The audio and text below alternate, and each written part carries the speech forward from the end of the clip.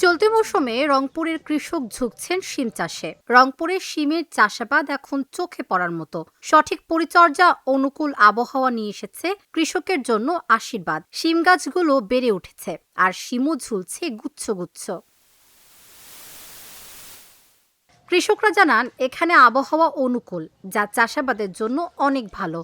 সেই হিসেবে শিম এবার অনেক ভালো হচ্ছে। বাজারে শিমের ভালো দাম পাওয়া যাচ্ছে, তবে শুরুর দিকে অতিবৃষ্টির কারণে সবজি খেতে নানা রোগবালাই দেখা দিয়েছে। ফলে উৎপাদন খরচ বেড়েছে। বাজারে ভালো দাম থাকায় ক্ষতি পুষিয়ে নেওয়ার আশায় চাষিরা। আমি তো ঠিকভাবে সব কিছু বলতে পারবো না, তবে বেড়া ছাওয়ারা হইলে বললে হয়। তারপরে যেটা যায় মনে করেন প্রচুরে যায়, মানে যখন সিমটা আমরা তুলবে ধরি তখন এটা ঝাড়ে ঝুড়ে যায়, মনে করেন 200, 500, 400 এইরকম যায়। সার দিলাম, মনে করেন আধমন দিলাম, 10 কাঠা মাটিতে আধমন সার দিলাম, মনে করেন 600 বা 700 গেল। তারপরে যেটা নিম্ন মনে করেন 8 মন, 9 মন, 10 মন, 5 মন এইরকম করে সিম তুলি।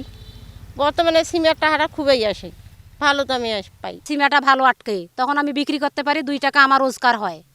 আর ওষুধটা যদি আমরা ভালো না দেয় তাহলে আমার রোজগারটা কোথায় থেকে হইবে?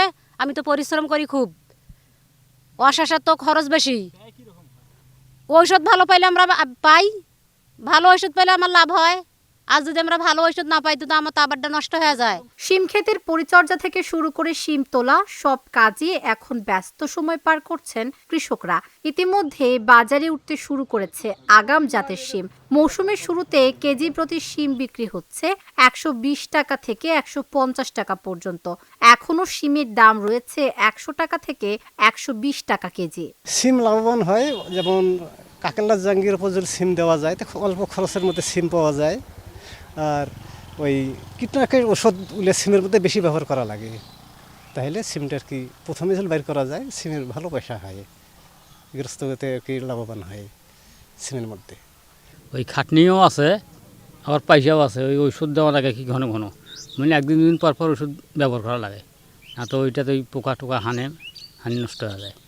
দিলে আর কি যখন ধরতে এসে তখন 2-3টে তোলা দিলে পাইসে উঠে এসে অসুবিধা হয় না। ধরতির ওপর নির্ভর আর কি, যত ধরতে হবে অত পাইসে। কীটনাশক প্রতি সপ্তাহে ব্যবহার করা লাগে, সপ্তাহে 2 দিন সিমে তোলা লাগে ভটভটি।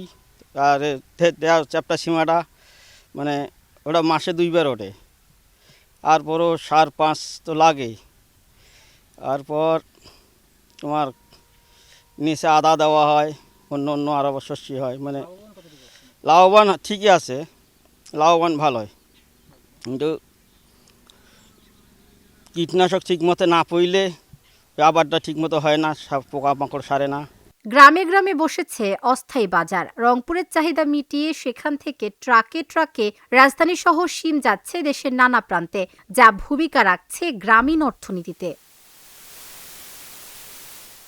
কৃষি বিভাগ বলছে শিম চাষে কৃষকদের উন্নত প্রযুক্তির ব্যবহার সম্পর্কে দেওয়া হচ্ছে সব ধরনের সহায়তা। শিম আমাদের এখানে গত বছর যেটি হয়েছিল সেটি প্রায় 442 হেক্টর জমিতে, এবং শিমের ফলনও কিন্তু আমরা বেশ ভালো পাচ্ছি, 18 থেকে 20 টন পার হেক্টর।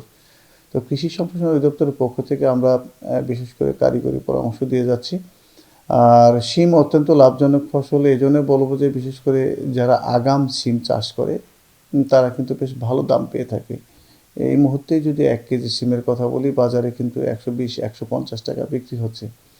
তো এটি আগাম, আবার কিছুটা আমরা বলবো যে নাবিতে কিন্তু দাম কিছুটা বাড়ে। তো আমাদের রবি মৌসুমের সবজির মধ্যে আমরা আমাদের কৃষকদেরকে উদ্বুদ্ধ করে যাচ্ছি যেন এই চাষগুলো আরও বৃদ্ধি পায়। রংপুর, কুড়িগ্রাম, লালমনিরহাট, নীলফামারী ও গাইবান্ধা জেলায় এবছর আগাম শীতকালীন সবজির মধ্যে শিম চাষ হয়েছে 2770 হেক্টর জমিতে। এতে উৎপাদন হবে 4,75,000 মেট্রিক টন শিম। Dhaka journal, news desk.